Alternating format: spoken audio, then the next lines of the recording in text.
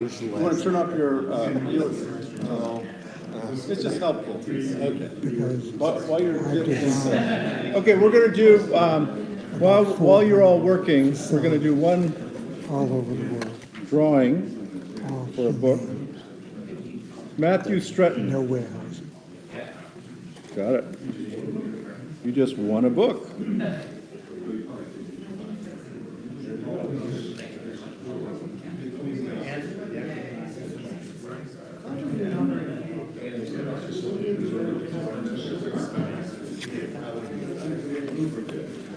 Okay, Tony, go ahead. You were saying something plugged in. Okay, so we've got about a minute to wrap this up.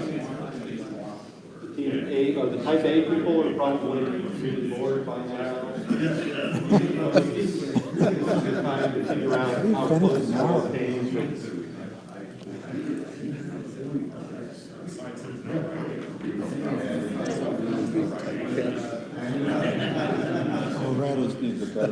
So how we got? Here. If he wants it on.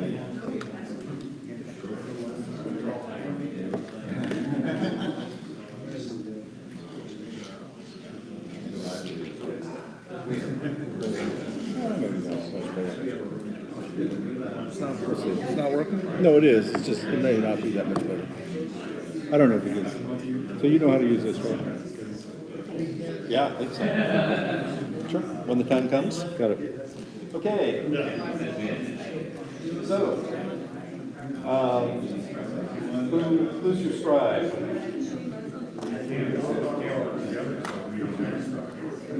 Well, okay. The last part of the assignment was to combine all of your information onto one sheet.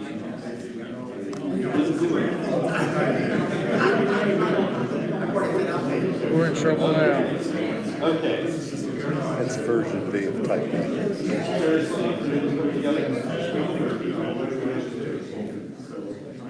Type A extreme. They don't follow directions. That's okay. They're all still working. Hey guys. Hello. We're gonna stop working and we're gonna start focusing our attention together on this table here. Who was a team of individual folks, and they apparently didn't reconcile to record all their thoughts on a single sheet. So this table needs to pay special attention to a presentation that Roger Grant will give later in the afternoon. Yeah, I noticed you have to be at this table, which is kind of cool for me. So you guys, Collaborative anarchy? yeah. Well, that's lack of collaboration and lack of common language. So were you folks able to condense all of your information? Yeah, we did. Got it. Okay. And so you selected two types of rooms? We selected what we're calling a collaboration room, and then we selected a toilet. You selected a collaboration room and Well, a toilet? we changed the name. Yeah. It's a conference room. It's a conference. To a collaboration. No. Okay, so it's a collaboration room, and so basically you're investing your entire office into one space, the only private space being a toilet room. Right. One toilet room or two? One. One, okay. So you got good cell phone reception? ADA compliant, by the way. So, you folks, how did you do?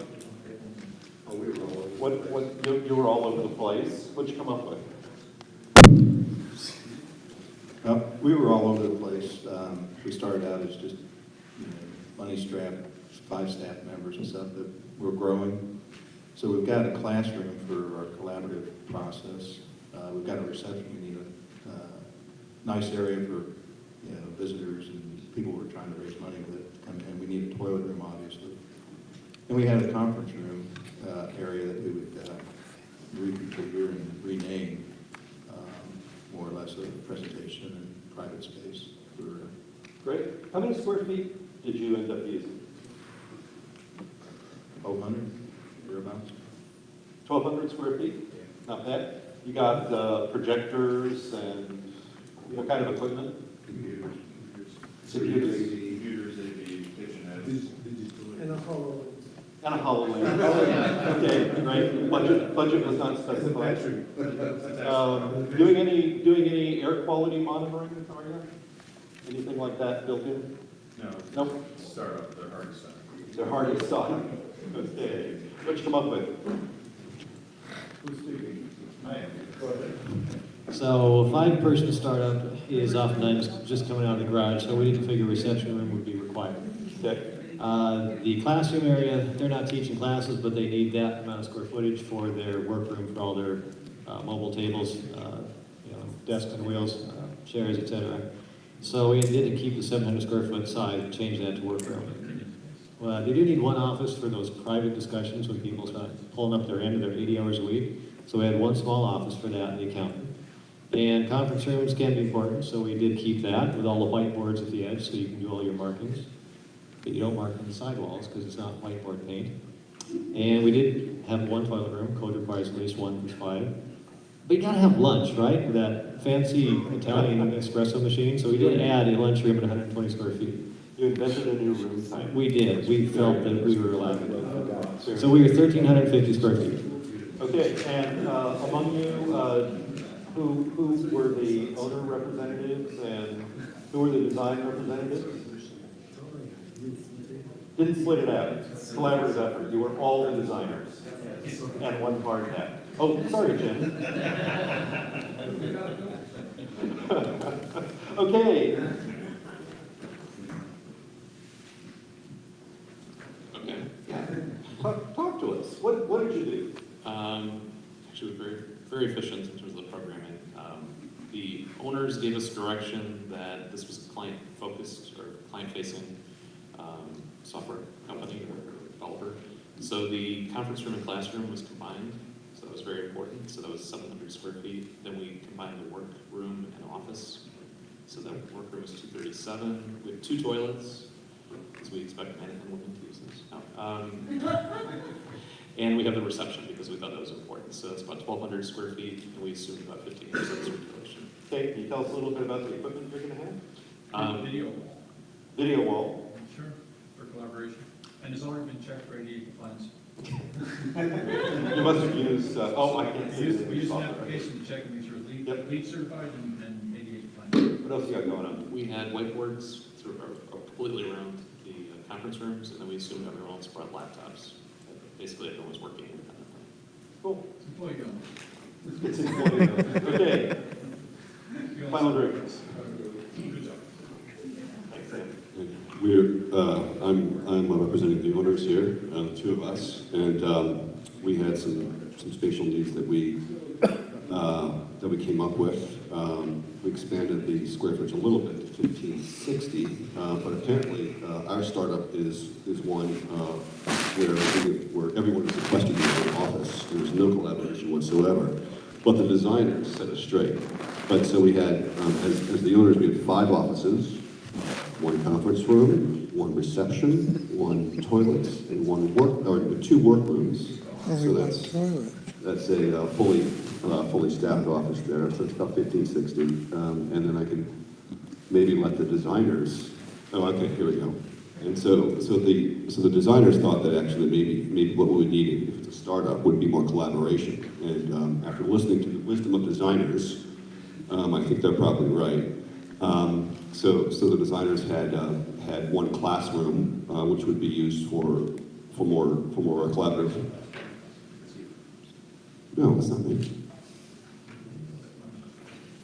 Oh, you just actually listed the. Okay. You know what? Actually, we trust that you added up to 1,500 square feet. All right. Well, so the designers had, 1 reception, 1 conference room, 2 toilets, and 4 workrooms, which would foster more collaboration. And I think the equipment we had was pretty typical what other people had. Cool. Okay. Espresso machine. Espresso machine, yes, always required. Okay, first of all, give all of yourselves a round of applause for providing the first exercise. Gets more fun. So, what was the point of this play acting?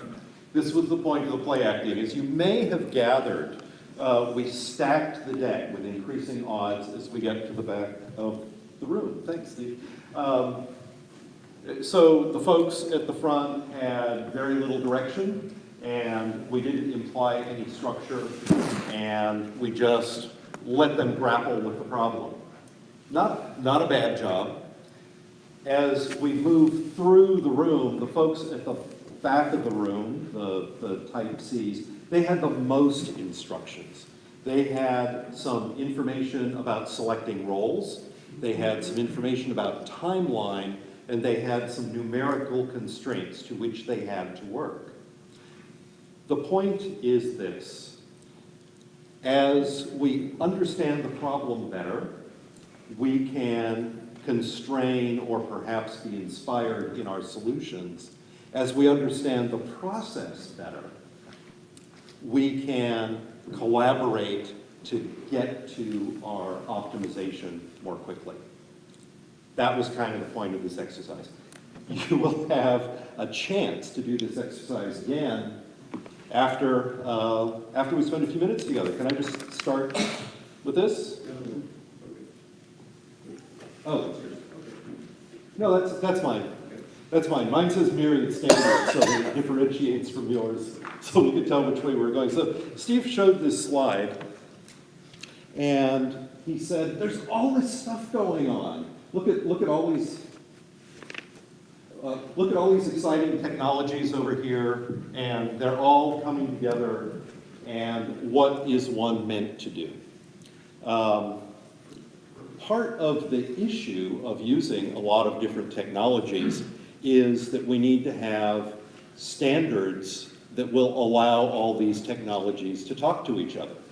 How many people think that standards is useful in getting information systems to talk to each other? Good answer. Well, you know what? That problem's been solved. You hang out in this room for another couple of hours, you'll hear all about it. And then my question is, so what, right? So what if we can use all these technologies? Well, the answer is we can all do a better job. We can collaborate together. We can use information from a variety of sources to perform analyses. Analyses to see how well our design solutions meet the goals. A different kind of analytics to help actually generate the designs for us. That's all really exciting stuff, but guess what? There's still a problem with a technology that Steve didn't show. And really the question we need to ask right now in the next 20 minutes or so is, so now what? Now let's say we've got all the technology, what is going to stop us? Well, here's a spoiler alert. In the spirit of having a plan and having everyone understand where it is you're trying to get before you start to try to get there, this is what we're going to talk about. So, technologies and standards really take life when we're using them to make decisions, right? Otherwise, the computers probably don't care if they can talk to each other. The point is, what are we able to achieve? And how many people in this room are IT technologists with no connection for the built environment? Yeah, good answer. So, so the point is, we're trying to make decisions. Some steps that we can take, some steps that we don't usually take, but that are easy to take and make a big difference, are measuring the actions and results and sharing the outcomes, so that instead of just getting a sense that things are going well or unwell, we can say, things are going well, we met our spatial target. Things are going unwell, we busted the budget by 3%. 3% is something we can probably get over. If you told me 200, I'd be scared, right? Organize the decision-making process, like some of us did just now. Definitely use the tools and understand what they can do. Use them thoughtfully so that every time we use a tool, it's an intervention that makes the process better. And the real work in all of this is bringing minds together so that we can do a better job together. Okay, So, I've already kind of tipped the score on this. The notion of asking you if you can raise your hand is because there are going to be a lot of these raise your hand type questions, and I wanted to make sure everyone had an operable hand to raise. You do, right? Thank you. Some of you are doubly gifted. Okay. So, are your decision-making processes always efficient? Thank you, Jonathan. Somehow there isn't. Okay. In the moment you have to make a decision, do you always have the information you need in order to responsibly, reliably, and credibly make that decision? How about 50% of the time? Good. 25% of the time, all you with 50 obviously get 25 too, yeah. Okay, very good, very good. A kind of follow-on question to that is, of the decisions that you're obviously making where you feel you're uninformed, are any of them important decisions that you're, yeah, okay, good. I was afraid that one was going to fall flat. You were always all going to say, nope, nope, nope. I've always got everything I need. Okay, a lot of the way we make decisions are in meetings. How many people get up in the morning, look at your to-do list, find you've got a meeting on the calendar and say, oh, goody, goody. It's the bi-weekly project status check-in meeting. I get to go spend 90 minutes with all my friends. How many people say that? None. Okay. And yet, if you really think about what we're putting into meetings, you know, you've got some people, and you pay some of them, and they're going to be there for a while in the meeting, and they're going to meet maybe every week, minus a couple of times for holidays, and so that's what a weekly meeting costs. And if we could only make 10% of that a little bit leaner, we'd have enough money to buy a really nice telephone or a car. Not bad, right? Okay. So we have these meetings. How many people know exactly what folks are doing when they invite them to the meetings? All right, we have to have, you know exactly what they're doing. Can we pause for just a moment and hear how you know that? Because it's my job to know that. Okay. And when you have a small team or a large team, you have to know exactly what each person is doing. Okay. And when we meet, that's what they report on. Okay, so they report on what happens in the meetings, and you know, because you got the report. Well, it's also because we are talking and collaborating when there are no meetings. Yeah, okay. So the meetings are the check-in point where if you're developing a design and you have a team of 4 or 5 people and you know exactly what each one is doing and a leader, that those collaboration sessions are very effective. Okay, very good. Nice to hear that. We looked at 7,000 hours of meetings, and we kept careful track. You'll notice the company names have been cleverly disguised, so you can't tell who these folks were participating in these. But we looked at how many times people were actually discussing, you know, really like solving a problem. Or were they just presenting a solution? Were they listening attentively? Were they, sidebar is, you know, a couple of people break off. Silo is our code name for doing their email on their mobile phone or in some other way not participating. So the question you have to ask is, if company L is coming to all these meetings and they spend about half their time listening and a little more than half their time doing the email, then are we really having the kinds of meetings that Company L needs to be in, or is there some other way to communicate with Company L? We also looked at what happens during a meeting. What decisions get made, what decisions get kind of made, but the right person to ratify the decision is simply not present in the room, and what portion of decisions cannot be made during that meeting because the right information doesn't exist in the room at the time.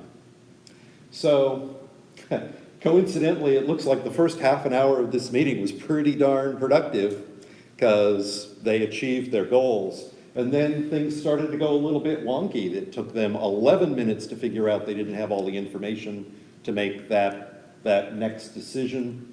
And they finally decided to move on. A couple of other decisions they could make, but the right people weren't in the room to approve them, so the decision is kind of made, but somebody needs to vote on it at a later date.